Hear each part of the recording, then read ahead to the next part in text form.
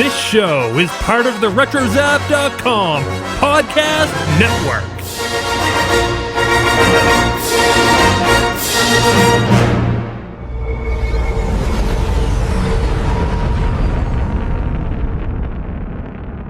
Our underground network is standing by at the drop zone to distribute. The transmission is being jammed. Looks like the Empire came out to welcome us. Attention, Rebel Convoy. This system is under Imperial control. Stand down or be destroyed. What a surprise. Star Wars Sabers and Scoundrels. Starships. Carabast. Yeah. Starships, Sabers, and Scoundrels, a Scoundrels Special Edition. Greetings, Scoundrels. Rebels has returned with Legacy of Mandalore, and therefore we are back with another Scoundrels Special Edition. I'm Dennis, and of course I have Taxus with me. Taxus, how are you this evening? Pretty good. Good, excellent. Anyway, the last episode of Rebels was all about Mandalorians, and before we get into our review of Legacy of Mandalore, we're going to get into a little Mandalorian trivia. Each of us has prepared a few questions to ask the other, so let's see how we do. Are you ready? Yeah, I'm going to let you... No, I don't know. Maybe I should go first. Go right ahead. I'll go first. Okay. We'll start out with something real easy. And I guess you're pretty knowledgeable in the Clone Wars. So, what is the name of the capital city of Mandalore? Is that... that's a good question. Is it Mandalore? No. What is it then? Sundari. Okay, that one I did not know. Sorry about that. I thought that was going to be an easy one. Hey, no worries. I just never really thought to think of what the name of that city was. All right, here's my first question for you. Also going to the Clone Wars. Uh-oh. What organization overthrew Mandalore during the Clone Wars? Death Watch. No. Nope. Maul's, Night People. Is that your final answer? Yeah. All right. It is Darth Maul's Shadow Collective. Shadow Collective. That's right. That's right. Okay. All right. Okay. Let's try this one. What was the name of the first Jedi Mandalorian? And as far as we know, the only Jedi Mandalorian. Well, I remember they just said in Rebels it was the first Mandalorian Jedi, and his name was what? Tals Vizsla? Tals? Oh, close. Tar Vizsla. That's Tar. Okay. You know. You're right. All right. Okay. This one's not hard at all. What was the name of the Mandalorian warriors that were banished to Concordia? The Concord Dawn? No. The Protectors of Concord. Oh, God. I forgot their names. Death Watch. Death Watch. There you go. Sorry, very good. Sorry. I got confused there. Okay. How about... What was the name of the squadron that Fenn Rau commanded in the Third Battle of Megiddo? Were those the Protectors of Concord Dawn? A little before that. This is actually the first appearance in the Kanan comic. I nearly looked that up to come up with a question for you. And it was going to be which Mandalorian leader came to Kanan and Depa Balaba's aid during that battle. And that, of course, would have been Fenn Rau, which you just mentioned. But I didn't think to look up the name of that squadron. So go ahead and lay it on me. Skull Squadron. Skull Squadron. Yeah. Fascinating. All right. Well, here's another organizational question. Okay. Let's see. What was the name of the resistance movement led by Boca Time? Oh my gosh, I just saw this the other day.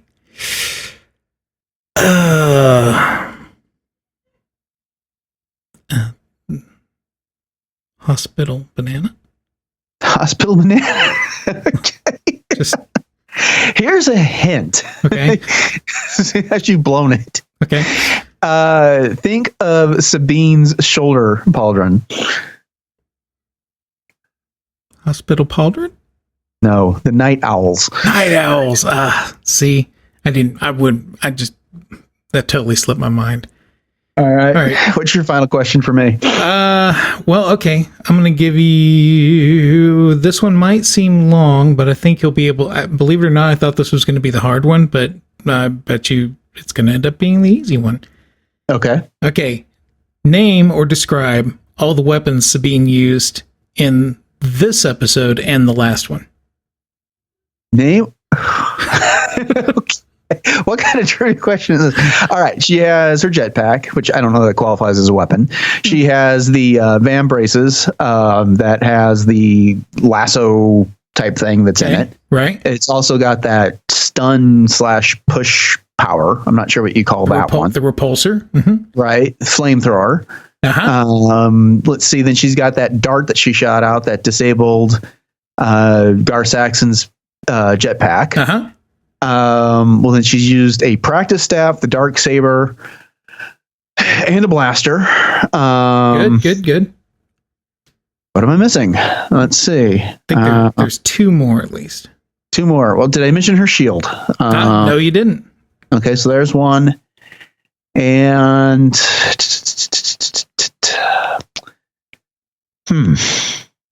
well, I'm going through the scenes here in my mind as quickly as I can.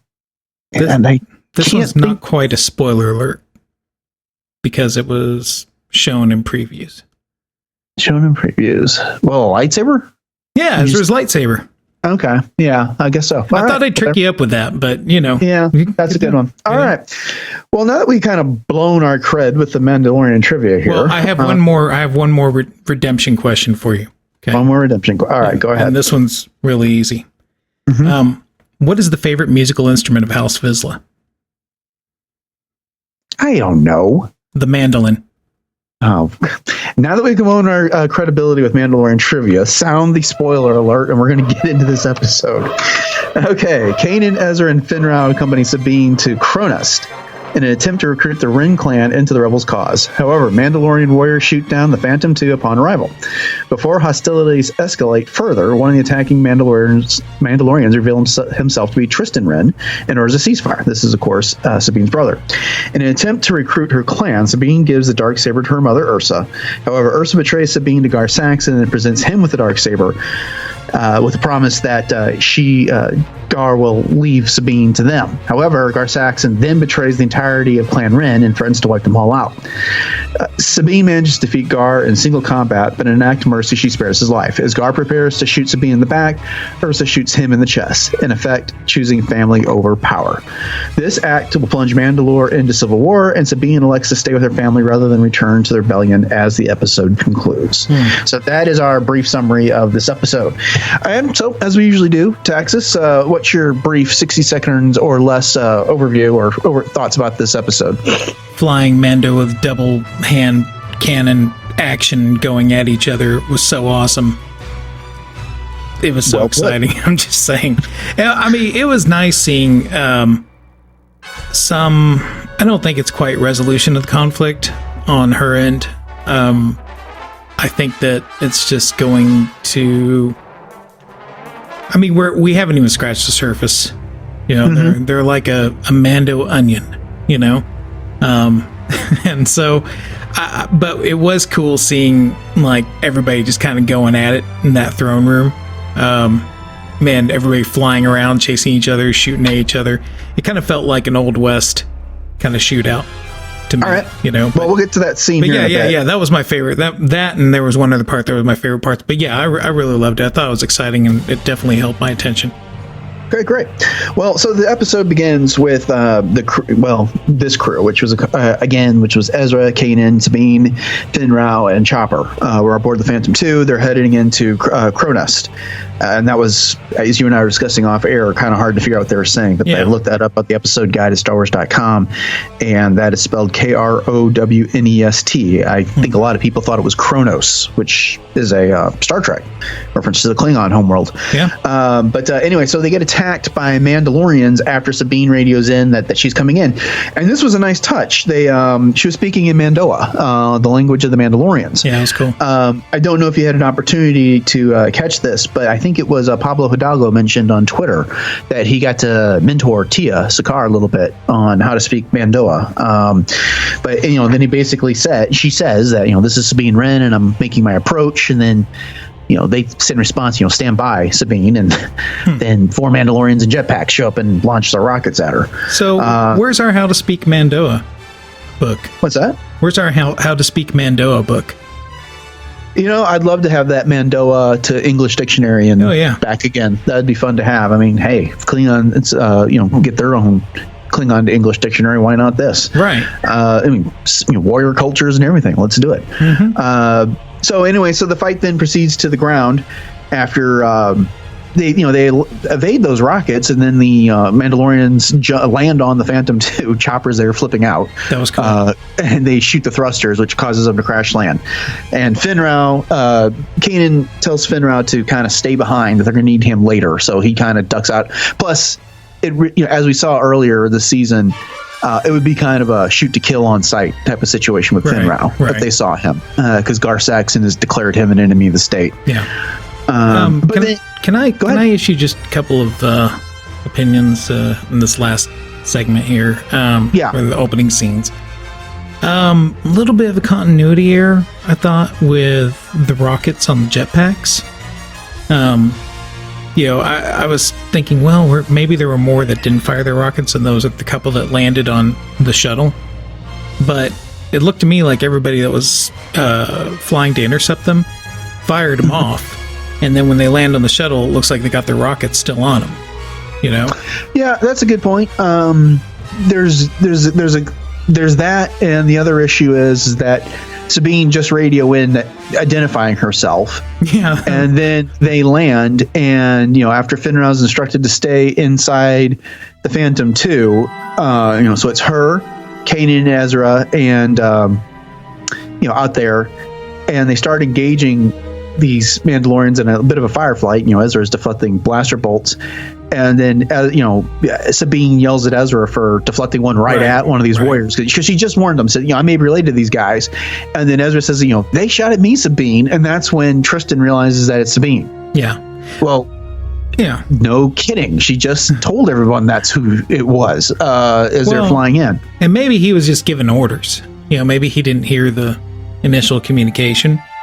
Yeah, I guess that one's a bit more forgivable than the error that you picked out. Yeah. But I'm going to try to overlook the rocket thing by maybe because, just looking at my memory of these jetpacks were, I don't know that it was obvious that they all had rockets on them from the get-go. But right. That just could be just my memory of the fit. Well, I do have one more item, though. Okay, go ahead. And this didn't really bother me until earlier when we were talking, and I did see, holy cow, the name of the planet is Krownest. Can we get any more bird puns? Well, yeah. I don't know that's an error so much as it is a naming convention. Well, here. Clan Wren. Right. There was something else I forget that was bird-like. Oh, well, all the bird references on the night owls and everything else. Night owls, yeah. Well, that too. Right. So, I don't know. Maybe I kind of like how they said it. So it kind of hides it, but maybe they're trying to be clever. Maybe this isn't, but I just kind of felt like, well, that's a little, keeping with the theme, you might say. I guess. It works for me, but, okay. All right. So moving along. So now that Tristan realizes that he's dealing with his sister, they call a ceasefire. Exactly. And so they head over to the Wren family compound and where Ursa is, and so she marches out, and Sabine identifies herself, and basically Ursa wants to take her prisoner and put her on trial. Yep. Welcome home, Sabine. So then Sabine presents the Darksaber and says, you'll want to see this, and I'm not sure that it ever really impressed Ursa there in the moment. I mean, Ursa seemed a bit more flabbergasted that Sabine had just shown up. Yeah. So what did you think about all that? Yeah, she didn't. I mean, I guess I understand why she wanted to place her under arrest, because she's looking out, or she says she's looking out for her house and her husband.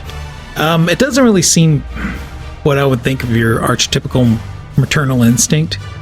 Right. You know, like my wife would throw me in front of a bus to save the kids, you know, which is fine. I don't blame her for doing that, you know, and I'd gladly do it, you know. Right. But it just seems weird, except the mantle of leadership kind of has a play in here, you know. Yeah, well, let me set up this scene real quick so we can skip a less important thing and get further into this conversation, because this conversation kind of gets broken up because they're talking outside.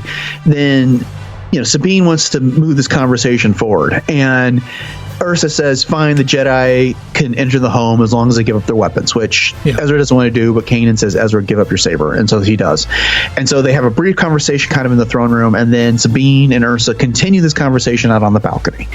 And so I'm beginning to wonder if a little bit of this conversation wasn't Ursa saying this in front of some of the other warriors. You know, she's not excited. She's not real happy to see Sabine. But at the same time, you know, it is her daughter. She's clearly got some affection left for her, but I don't know how much of that she wanted to exhibit in front of the other warriors. I see what you mean. Yeah. So it doesn't get back to Gar Saxon, because that proves to be a problem later in this episode anyway. Right. But so they're out there on the balcony and they're talking, and you know, Sabine throws in her face, you know, you didn't come after me, you didn't look for me. And, you know, Ursa responds like, well, yeah, because if I did, that would have put you in danger. When you were gone and you had fled, you know, you were safe that way. Yeah. Your father's been arrested, so I'm not even sure what his name is, other than something Wren. That was pointed out during Rebels Recon that Phil Wren. He married into the Wren clan, and since it was a more powerful clan, he took their last name. And then Tristan is now serving Gar Saxon as one of his super commandos, and in a way to try and regain the family honor. And so, you know, Ursa is working extremely hard to try and recover some of the prestige that they have lost, and at the same time protecting Sabine's father from being executed. Yeah, I guess I can't blame her for doing that. I mean, if she's... you don't know who to trust in these situations. You're not even sure if you can trust your own son, I suppose. Really, if you think about it, because he doesn't hear any of the private conversation. And, right. Without skipping ahead, you know, he's got his own issues he's working out, but it seems, that's a good perspective. I didn't really think of it in that light, to be honest with you. Right. But, you know, the thing that's kind of hanging over them on this is that we still have this issue of some weapon that Sabine has created that was then taken by the Empire and turned on the Mandalorians. Yeah. And we still don't know what that weapon is, which is just begging another story to be. Because they've done this with Sabine since the very beginning. They kind of teased out her story. And over the past, 3 or 4 episodes of this season, we've gotten more of her story than ever. And, it emerged with her finding the Darksaber, and then it emerged even more in Trials of the Darksaber, the last episode, with, that there was this controversy. There was some weapon that she helped create that she did not, her intent was to be a weapon that was supposed to serve Mandalore and maybe their allies, the Empire, but then it was then turned on the Mandalorians, and she it helped enslave her people, is what she said. So we still don't know exactly what this weapon is, but it gets referenced here vaguely as well. And so then, when she tried to speak up about it, her family sided with the Empire. They didn't side with her. Yeah. And so that kind of blows my mind here, that this issue was as much the family's doing as it was hers. And I guess we're kind of seeing why, is that the family was looking at their position on Mandalore as well, and I guess things just didn't go well, and so rather than lose everything, they turned on Sabine. What's your take on that? Yeah, first off, it's got to be one heck of a weapon. Not sure exactly what. I'd like to think it's something more, maybe not defensive, but you would think something that like mitigates their offensive capability. Sort of like a virus or something like that. But also, I don't think it was. I don't know. Something that Gar Saxon said led me to believe that wasn't quite completed. You know what? Yes, and we'll get to that in a bit. Yeah, that's in my notes. But well, that's part of a key scene. Yeah, coming up. So, in a way, this is kind of a counterpoint to Rogue One. You know, when they're faced with coming together and trying to overcome the impossible. Again, you know, the Empire's got a weapon. We know what happens in Rogue One, and this is like, well, this could have been the Mandalore's Rogue One moment, you know, or the Mandalorian's Rogue One moment, and they didn't take it. They, you know, well, for one thing, Gar Saxon had too much political power, right? And nobody's going to turn against him. So, isn't that something though? Because he was one of Maul's henchmen, yeah, you know, that essentially enslaved Mandalore, and now, I mean, I guess it's just because he's got the power of the Empire behind him, but no one has any problem. Well, either they're afraid or people just don't have a problem with him being in charge. But anyway, I'm sorry. I think it's no. I think you're right. I think it's a mix. I think there's probably some cronyism involved, but there's probably a lot of fear, especially if the houses are fragmented, like I believe that they are from what we've been led to believe. That's really hard to gather people together under a unifying concept, you know? If everybody's left trying to protect what's theirs, then that's going to be, you know, the primary motivator behind them. And probably the same thing with Ursa, you know, the reason why she did what she did. Right. So, at any rate, this conversation concludes with Sabine basically making a peace offering. She turns over the Darksaber. And, you know, it was funny because earlier in that conversation, you know, Sabine had pulled up the Darksaber. Ursa asked how she got it. And, you know, oh, you defeated Maul. And she's like, well, no, not exactly. I mean, hey, you know, she was part of a team that invaded Maul's, I don't know, I felt like she should take more credit. You know, they invaded Maul's sanctuary on Dathomir to recover this weapon. Right. Maul fled. You know, he essentially fled. He left them behind to face those, you know, ghosts of the Dark Witches or whatever, you know, spirits, whatever they were.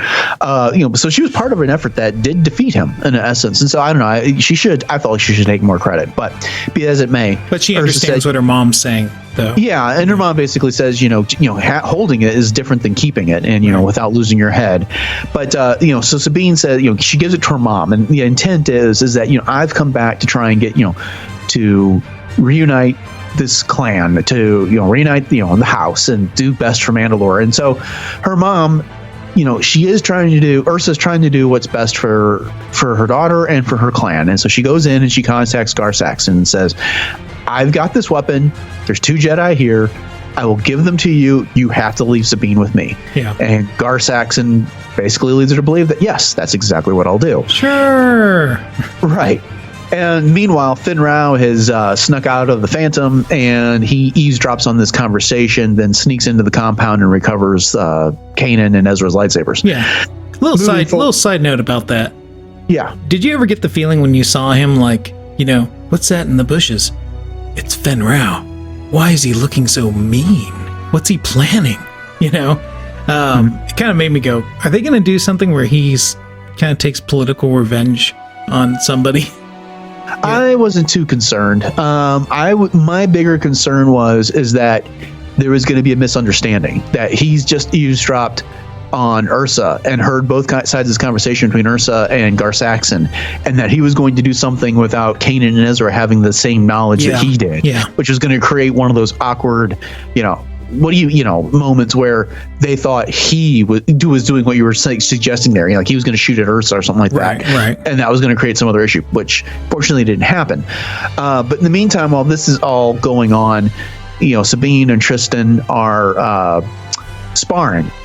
And I guess, you know, best way to describe, you know, they're kind of working out some issues between the two of them. And the biggest of which is that, you know, Tristan is now serving Gar Saxon in an attempt to reclaim some family prestige. You know, Sabine is, you know, I think she felt like she was tighter with her brother than what it turns out, because you know, he knocks her down and then she, you know, let's been only, I can't remember what her response was to that, but she holds out her hand. Yeah. You know, for him to help her out. And he doesn't help her up. Nope. He just kind of, he blows her off. Yeah. Right. Yeah, he's got some anger. I think, you know, he probably blames her for I feel like he's also, you know, he's the one that's left behind. I don't think, you know, he's trying to be the loyal son. You know, he's been dealing forced with to do something that he probably doesn't want to do. Yeah, at the risk of sounding sexist, he's become the man of the house. You know, I say that right after we've talked about how Ursa's family was the more powerful one, and she was clearly the leader of the family, and she is. I mean, there's a giant mural of her on the wall behind the throne in the house. She's clearly in charge, but you know, Ursa's husband he's would not have been. Ursa's husband would not have been taken hostage if he wasn't important. Right. So Tristan does have an important role to play now. But so anyways, at this point, this is when Gar Saxon shows up. So he shows up there and Ursa presents him with the Darksaber. And that's when Gar Saxon pulls his own betrayal, which is, well, you guys have got the Jedi here, and since you're harboring Jedi, you are clearly enemies of Mandalore. I'm going to have to kill all of you. Except for you, Tristan. You've served me well. I'll give you the choice. You can stand with me or you can stand with your family. And so, you know, Tristan does the dramatic. He pulls out his gun and he points at Sabine and he goes, I've choose. And then he turns around and he points it at Gar Saxon. It was fine. It was kind of one of those things that is like, I didn't buy for a second that he was siding with Gar Saxon. Right. But so then all heck starts to break loose. And this was your favorite scene that you were alluding to earlier. It was fun. There were a couple of tactical blunders I thought that Ursa made, like, standing out in the open when you're with your exposed flank. But, other than that, I thought it was a really awesome. Well, you've got Fenn Rau crashing through. Fenn Rau! Here, Jedi. He throws. That was lightsabers. Cool. That was cool. Yeah, so he comes flying through the window and he gives Ezra and Kanan back their lightsabers. And so now we've got everybody armed. All of Clan Wren, everyone from Clan Wren that was there, pointing their weapons at the Super Commandos. Everybody just opens fire with their Westar 35s. Right, and then the scene that you were mentioning, basically, Gar Saxon is coming up behind Ursa with the Darksaber, and before he can run her through, Ezra has tossed his lightsaber to Sabine, and she ignites that and intercepts Gar Saxon. Yeah. And then they ignite their jetpacks and fly through the window, and now they're clashing on the ice outside. Yep. Fun little lightsaber duel out there. Yeah, it was between two non-Jedi, of all things. And I liked the fact that they threw in plenty of Mandalorian tricks out there. Gar Saxon, does that leap. It reminds me of a maneuver from the Old Republic game. MMO, where he ignites his jetpack and he starts shooting at Sabine, and then she ignites her, she empowers her shield to deflect some of that. And then comes back at him with the flamethrower. Which I didn't know that she had a flamethrower, so that was really cool when I saw it. I was like, oh, awesome, Yeah, but that confused him long enough for her to get behind him and then fire that dart or bolt into his jetpack and disabled it. Yeah. So ultimately, she comes out the victor in this fight. By the way, did you see his, I don't know, if you get the chance to go back, freeze frame his face as he's careening towards the ice. Yeah, I thought he was going to go through. Yeah, he looked pretty terrified. But because they've been showing the ice cracking beneath them. But so she gets both the Darksaber and Ezra's saber and goes into a reverse grip version of Anakin's two sabers at Count Dooku's neck from Revenge of the Sith, but makes the decision not to kill him. Because, although that may be the Mandalorian way, it's not her way, is what she says. Yeah. Which I thought was kind of interesting, harkening back to the Clone Wars, the whole argument between the Mando culture and the new Mando culture that Satine was trying to bring about.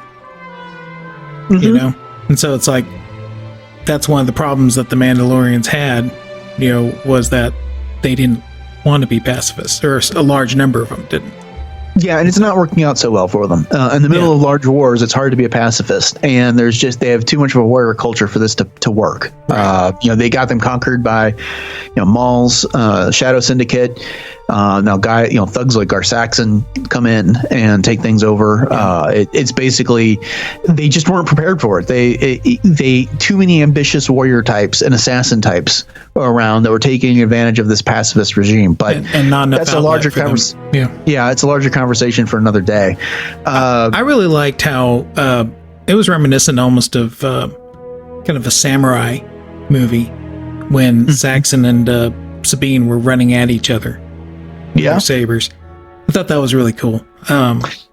Just all the I think just kind of, what would you say, choreography?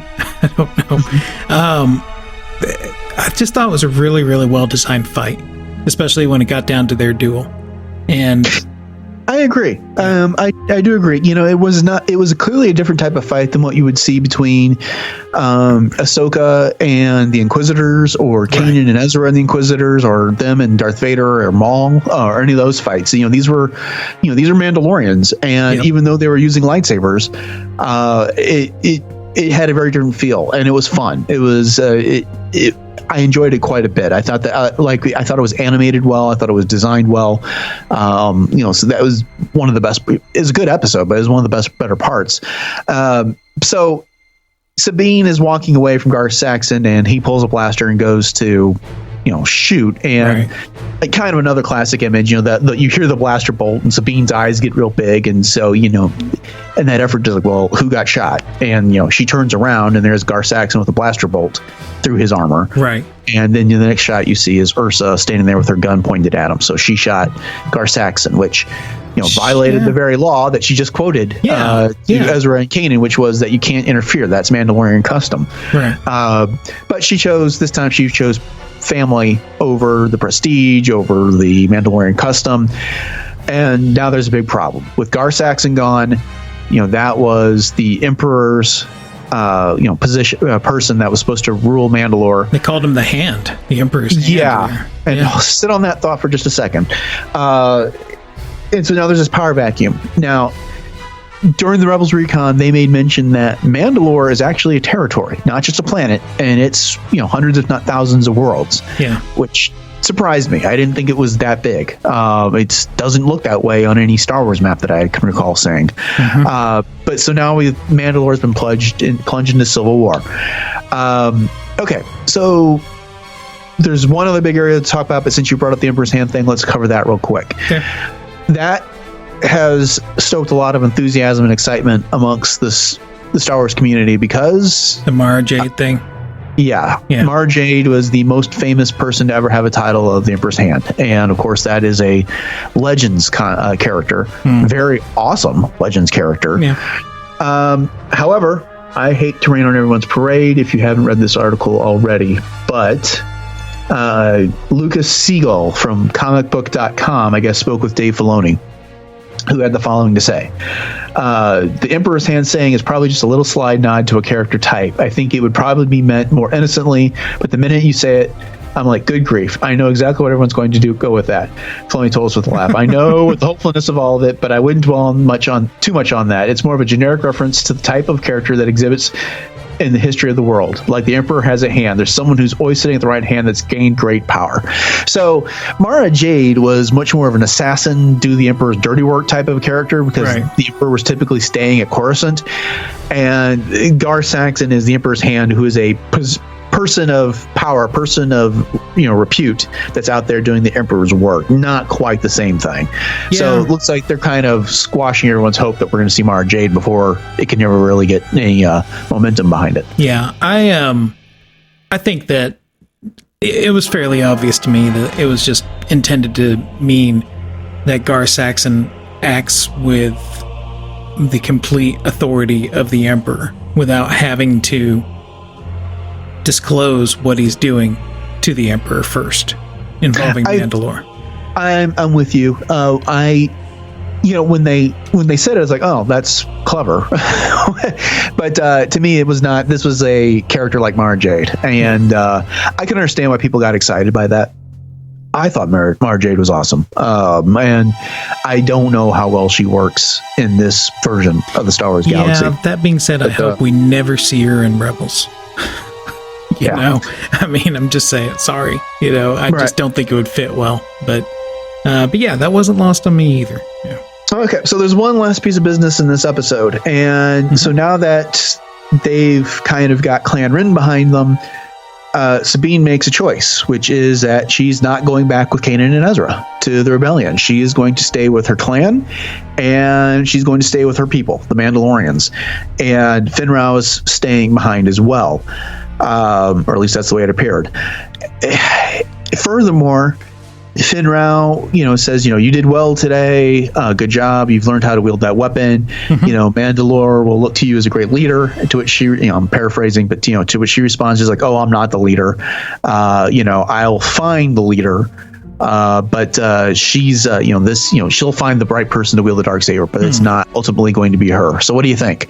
Do you think that is some modesty and that she's ultimately going to be the person leading the Mandalorians, or perhaps leading them into battle in the future, or what's your take? Yeah, I really think it could go either way at this point. It's interesting because I believe that people are, maybe I'm falsely believing this, but I believe that the characters are named how they're named for a reason. And like, if you look at the name Tristan, that means bold, for example. Right.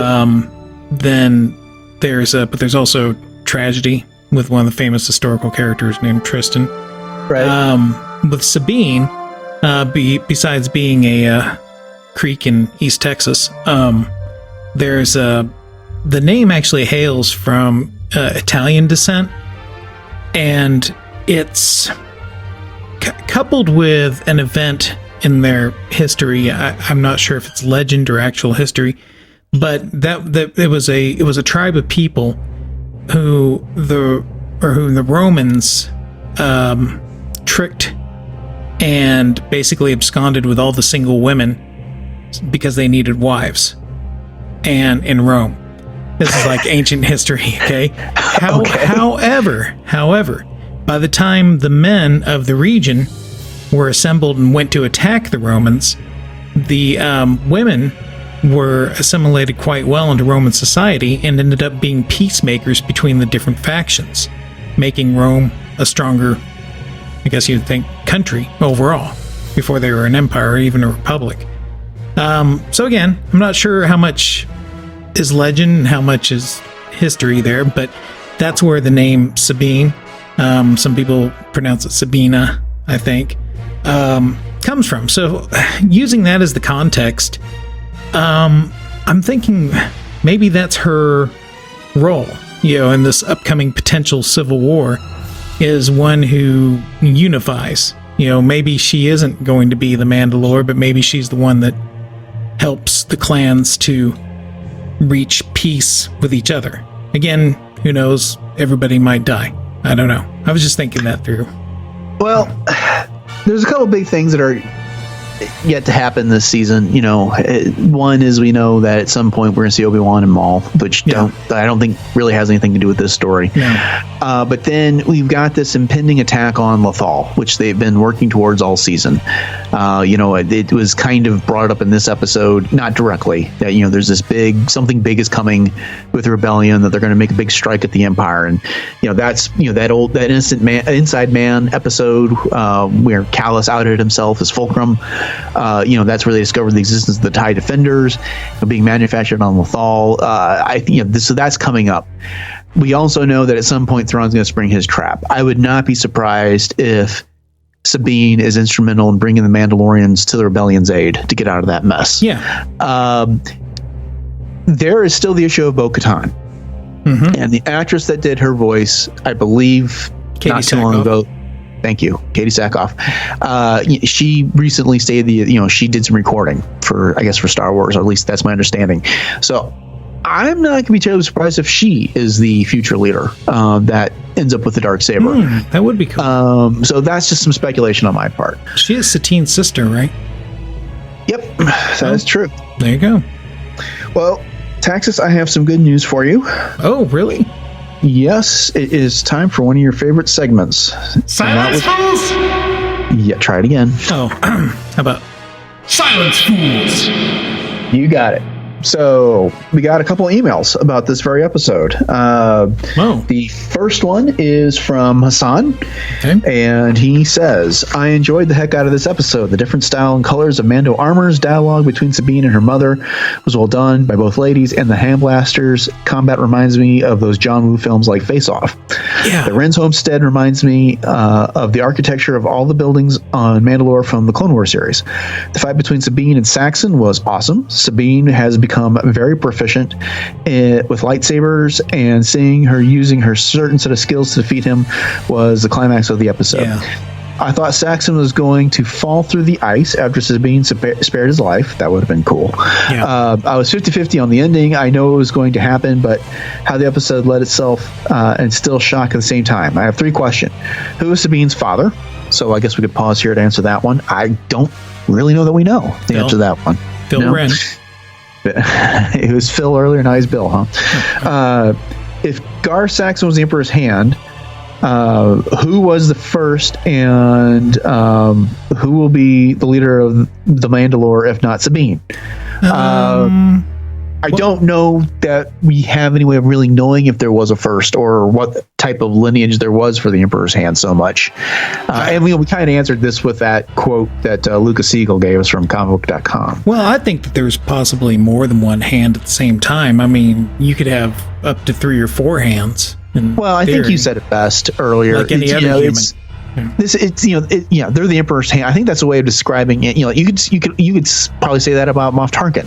He's the Emperor's hand essentially. Yeah. He has the ability to act on behalf of the Emperor, just kind of like the King's hand in the Game of Thrones. Not so much Vader at this point. No. And then who's going to rule the Mandalorians if not? Who's going to be the leader of the Mandalorians if not Sabine? Well, I just gave my prediction of Boca Time, and you're still leaning, I think, towards Sabine. Yeah, I'm kind of thinking maybe. Well, and what's funny is that for the briefest moment there, I really did think Sabine got shot in the back.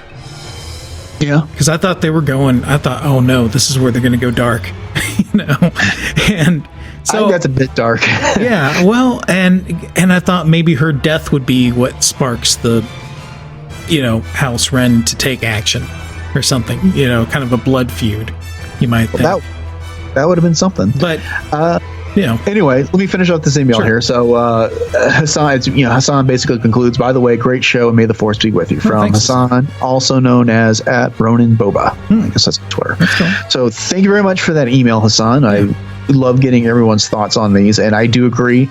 I like seeing the different colors of the Mandalorian armor. That's one of the great things I love about going to a convention is seeing the Mandalorian mercs and the different sets of armor and how they decide to use their color combinations on those. Do you remember what Filoni said on Rebels Recon about the armor color and everything? How it's kind of muted and washed out a bit because they're basically oppressed a bit by the Empire. Yeah. I thought that was interesting.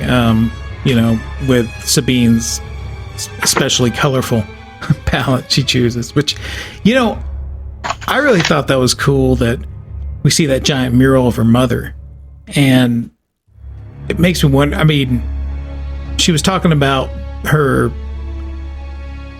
Sabine being the warrior she was hoping, or she wasn't quite the warrior she was hoping for, but right, makes you wonder if her dad's not an artist of some type. Oh, that's a good point. I hadn't really thought of that. Which might be where she gets it and who did the giant mural. But the architecture, I was like, man, that's a pretty fly pad. I'd like to have that. I mean, it was cool looking. Part of that was based off of, I think, was it one of the Lucas compounds, the Skywalker Sound or Lucas, ranch or whatever before they moved. Oh, cool. That's in the show, the episode guide for the show on StarWars.com. So, check that out. All right. Well, more good news. We have another email. This one is from Brian Johnson. And he says, the more I see of Sabine and her backstory, the more I love her character. As a history teacher, I love the Mandalorians. They're like the Spartans of Star Wars. Oh, cool. Kind of what you were alluding to earlier. As for Sabine, I hope she will eventually lead with the Darksaber, or maybe find her father to lead. Sabine's absence from Rebels better be brief. I know there are other plot lines to check on, but hers is one of the deepest and most compelling. Very cool episode. Love the saber fight at the end with Saxon. # not a Jedi, but pretty close. And that's again Brian Johnson. Cool. And he concludes with P.S. I love the show. Thanks, Jamie Darkside, for the tip. Oh, wow. Thank you, Jamie, for recommending this to him. Really. Always appreciate that word of mouth passing that along. Right. You know what? Brian brings up a great point, which is, they've been teasing this story for so long that we finally get the answers. And guess what? Sabine's no longer part of the rebellion. he's right. They need to bring her back soon. I know another interview somewhere that I read with Dave Filoni that he realizes that he can't tease things out like the way he did with Ahsoka. Now, granted, part of what happened with Ahsoka was his Clone Wars was canceled before he could get to those episodes. But he knows that he needs to bring this one to a resolution sooner rather than later, or give us more. So we're not wondering about her the way we were about Ahsoka. Well, and I'm wondering if they're not going to start down the path of kind of individual episodes geared towards just centered around one character. And I'm thinking that because of the little sneak preview we saw at the end of Rebels Recon for the next episode looked like it was very Callus centric. Yeah. So I would love to see episodes around what Sabine's doing, I don't know if they can fit them all in or what, but yeah, my only concern with that is the name of the show is Rebels, and I'd like to see them. This is a cell of the rebellion that we now know is around at the time of the Death Star, and at least some members of it are. So, well, maybe this is what she's doing during Rogue One. Sure, but if we don't get it as an episode somehow, I mean, I'd rather see her come back and join the crew of the Ghost. But then fine, give us a book, give us a comic or something. We need to see this storyline continued. Do you think they can do jumps? Jumps? What do you mean? Like kind of concurrent storylines. Like here's what's happening over here with Ghost Crew, and then it kind of goes over, sort of like how it jumps back and forth between Thrawn and plotting and the Rebels and what they're doing. I suppose, but if I had to guess, Sabine and the Mandalorians are going to show up without us getting this is what they're up to. This is what's going on with them trying to free her father on Mandalore.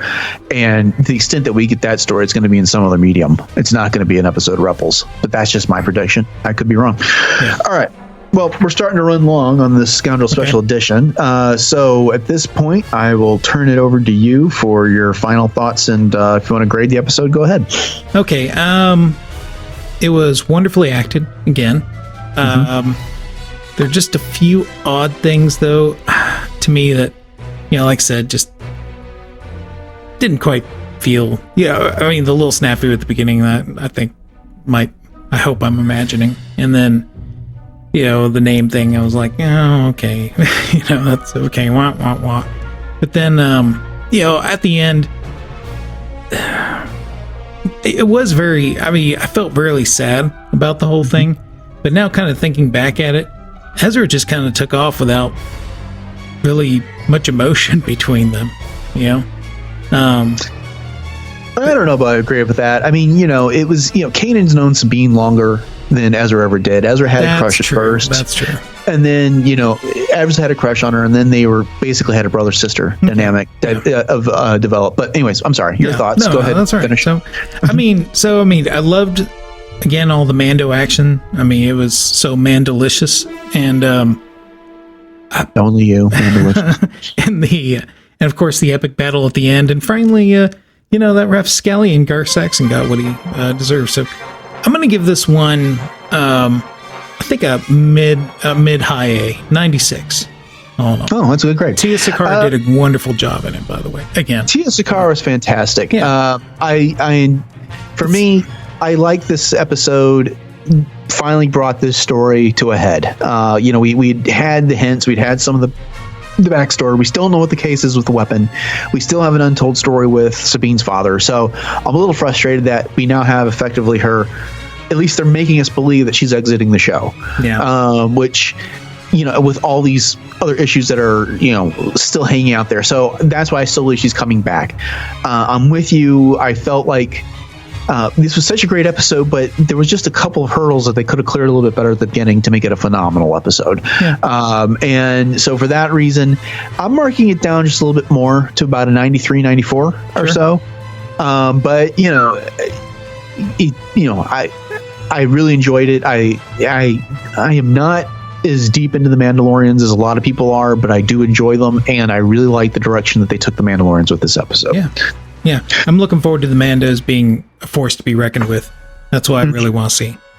Alrighty then. Well, looks like we're at the end of another Scoundrel Special Edition. So if you want to reach us on social media, we are SCubedPod on Twitter, and Darksaber is at Darksaber, and I'm at DJKVER2. We can also be found at Facebook at facebook.com/SCubedPod. We love getting your emails, just like we got from Hassan and from Brian. So please send those in with your Rebels thoughts or anything else related to Star Wars to SCubedPod@RetroZap.com.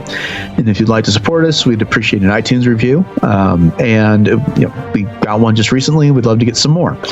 We're always grateful when you share our episodes on Twitter and other social media. With that, you got any final thoughts, Taxus? I don't know. I just don't know where it's going to go from here. So it's kind of like a blank slate for me for the rest of the season. I'm kind of excited about it. All right. Well, with that, make sure you check out all the other shows on the RetroZap.com podcast network. Again, Kanata's Castle is brand new, so make sure you give them a chance. And that's going to do it for the Scoundrel Special Edition. Thanks for listening, everyone, and may the Force be with you.